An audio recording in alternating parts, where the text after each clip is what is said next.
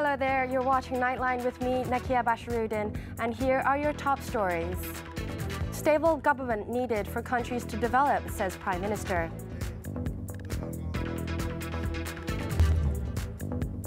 Government considers curfew for teens under 18.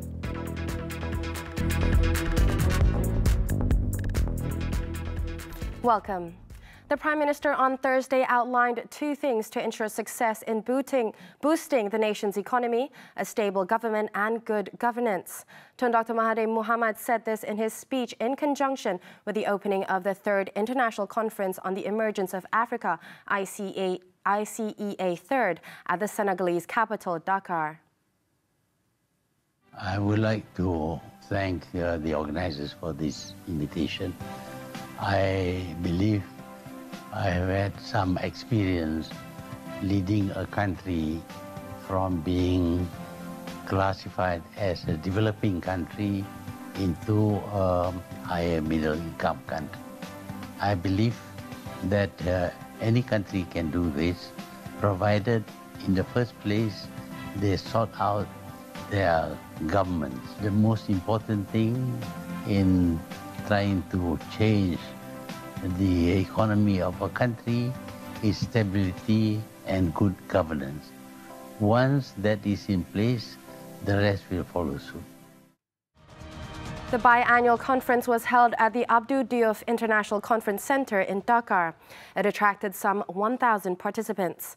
Tun Dr. Mahathir would be the only head of government from outside Africa at the conference. He is scheduled to take part in a number of panel discussions at the conference, including with Senegal's President Macky Sall and Mali President Ibrahim Boubacar Keïta.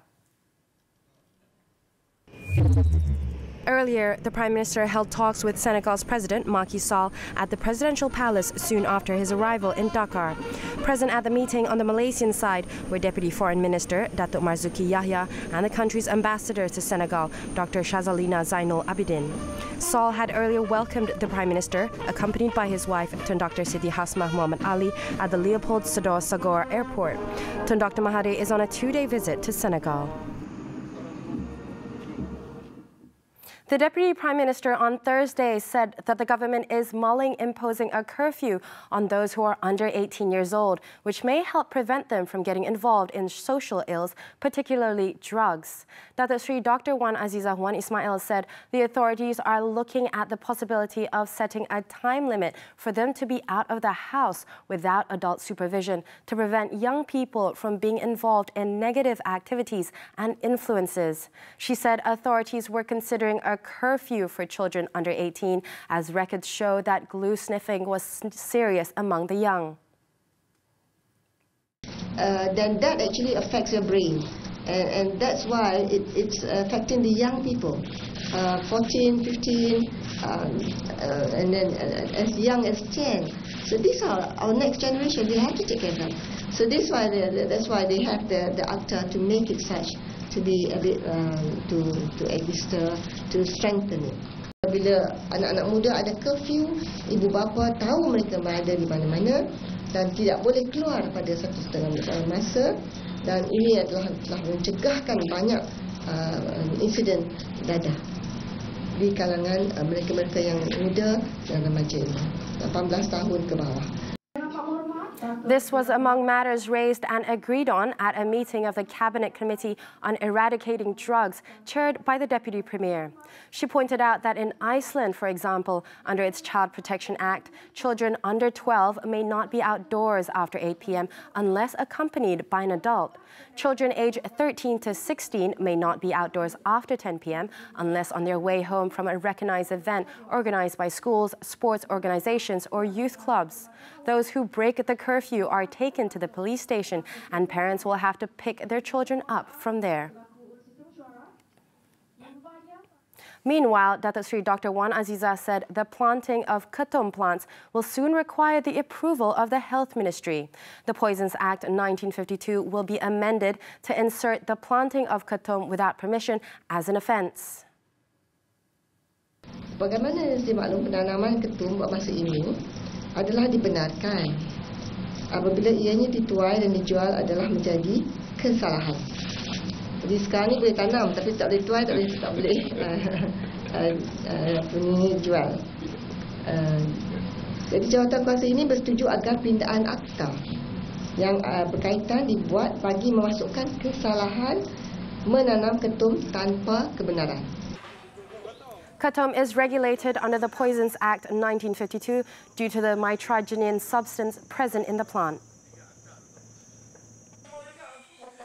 The government aims to shut down up to 100 illegal plastic waste recycling factories nationwide in the first quarter of this year.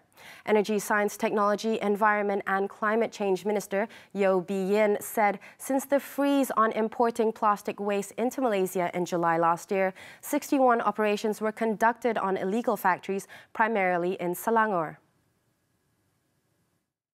Ya, operasi 61, 52 telah ditutup ataupun tahan operasi dia. Ada 9 lagi itu apabila kita masuk dia sudah tutup macam ini.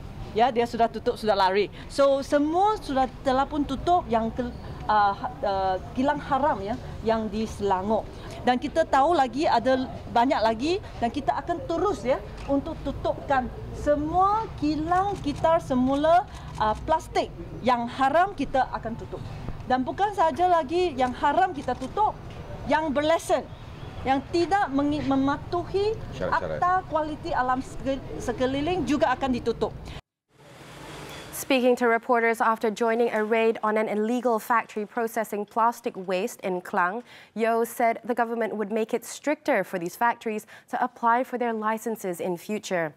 She said the government would also conduct checks on licensed plastic recycling factories to ensure they comply with the Environmental Quality Act 1974.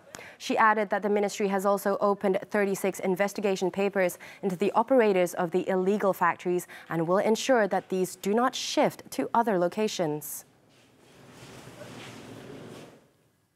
The Malaysian Communications and Multimedia Commission, MCMC, will monitor all social media information and content on the institution of the monarchy, especially ahead of the election and the proclamation of the 16th Yang di-Pertuan Agong. Communications and Multimedia Minister Gobind Singh Deo on Thursday said that the MCMC would particularly monitor the comments and criticisms on social media against the institution of the monarchy. The MCMC, according to the minister, has a monitoring system at the MCMC that when a report is made, an investigation will be carried out. Gobind noted that the investigation papers will be forwarded to the Attorney General's chambers and a decision will be made on the matter. He also stressed that all social media users should exercise caution when making statements.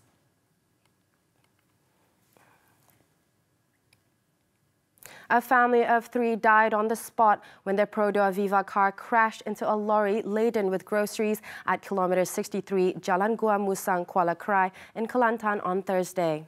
In the accident at about 8:35 a.m., the victims who died were the driver, Siti Rashida Idrus, 21, her father, Idrus Ibrahim, 72, and her mother, Gaya Che Hassan, 65, all Machang in Kelantan.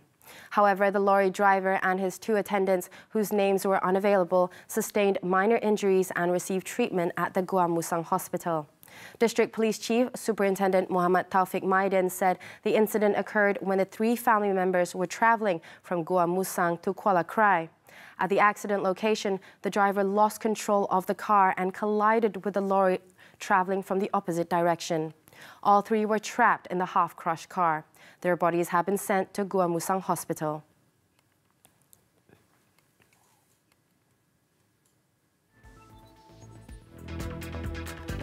When we come back, taxi driver sentenced to 2 years jail. The details up next. Welcome back. The Housing and Local Government Ministry is looking into getting 9,000 fireproof suits for the Fire and Rescue Department through a new tender. Its Minister, Zuraida Kamarudin, said the need to get more fireproof suits was to cater for an increase in the number of fire personnel and to keep up with the times. So by February, inshallah, we will get our 6,000 pieces of baju kalis api, Tapi saya review balik, kemungkinan saya akan naikkan lagi permintaan baju colour sapi itu kepada 9,000. Kerana saya percaya bahawa saya kena ada some stock untuk standby sekiranya kita perlukan lebih banyak dan sebagainya. She was speaking to reporters regarding the previous purchase of fireproof suits from an old tender, which were said to be unsafe. Zuraida added that the ministry will be more strict on the new tender to ensure the suits were of the best quality and at a reasonable price. In 2015, a tender was called for the supply of fireproof suits, but the supply was found not according to specification. A report has been lodged with the Malaysian Anti-Corruption Commission, MACC, and the case is under investigation. Meanwhile, Zuraida said her ministry will be organizing a home expo to address the oversupply of housing units.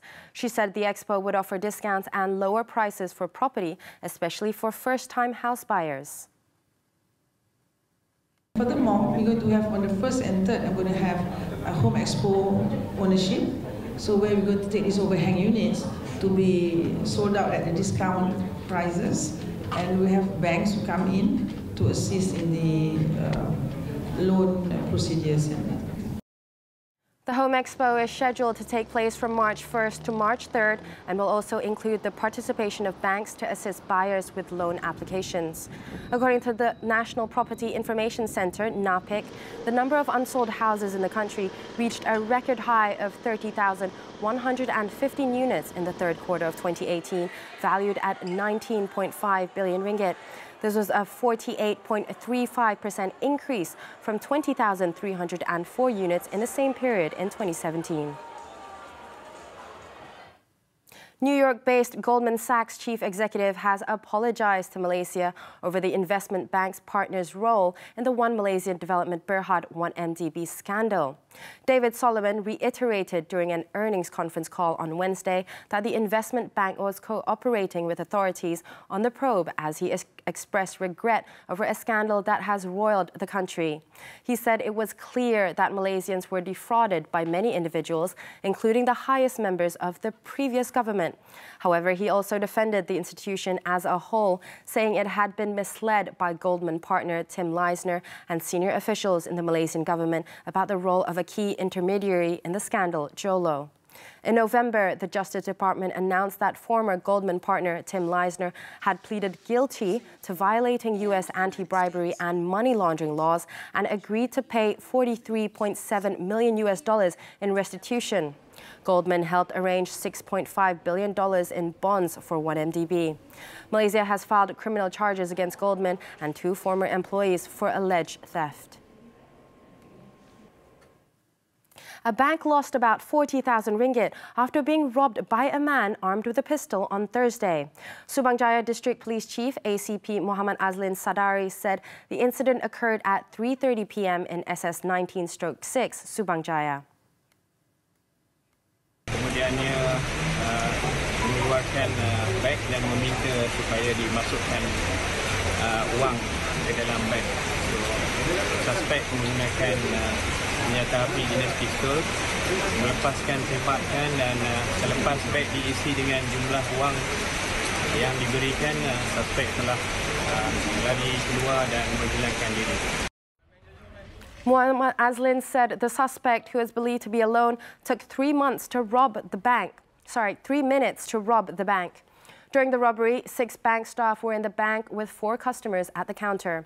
He said no security guards were on duty at the time of the robbery. No one was injured during the incident. Muhammad Azlin said the police will examine closed-circuit television recording (CCTV) around the bank in pursuit of the suspect.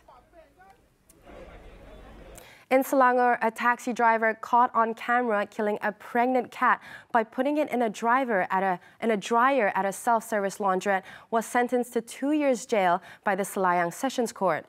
Judge Rashiha Ghazali sentenced 42-year-old A. Mohanraj after he changed his plea to guilty when the case came up for mention on Thursday. He was ordered to serve the jail sentence from the date of his arrest, which was September 14th last year. Another person who is still at large was also charged. Prior to this, another of Mohan Raj's friend, S. Satya, aged 27, was given a discharge not amounting to an acquittal for the same offence, while another person, contract worker K. Ganesh, aged 42, maintained his not guilty plea to the charge. A lawyer was hauled to the Kluang Sessions Court on Thursday for 3 counts of criminal breach of trust amounting to 355,437 ringgit last year. The 35-year-old was charged under the Penal Code, where she faces a maximum imprisonment of 20 years and whipping if convicted. The court fixed bail at 21,000 ringgit and set February 7th for remention. The family of Altantuya Sharibu has filed an application to compel the Attorney General to disclose all statements recorded by the police during her murder probe in 2006. The case, represented by lawyer Sanjit Cordeo, is in relation to its 100 million ringgit lawsuit filed against 4 defendants, including the government. Sanjit said that it is likely that the application will be heard over the next 2 weeks when the trial in the civil case begins in the Shah Alam High Court on January 22nd. In Sarawak, police have seized some 1,016 grams of drugs worth a total of 151,000 ringgit following 3 separate raids conducted in Kota Samarahan. State NCID Head Superintendent Sahar Abdul Latif said 11 suspects between the ages of 23 and 58 were also arrested in the operations on Tuesday. Those found to be involved in this activity can be charged under Section 39B of the Dangerous Drugs Act. Also in Sarawak, police detained 13 individuals during a raid on a 2-story house, which was used as the premises for online gambling activities at Batu Kawa. The syndicate, which managed to rake in profits of 1 million ringgit a month, was confiscated of its 7 computers and 29 mobile phones. The case is being investigated under Section 4B(a) of the Open Gaming Houses Act and Section 4(1)(c) and (d) of the Betting Act 1953.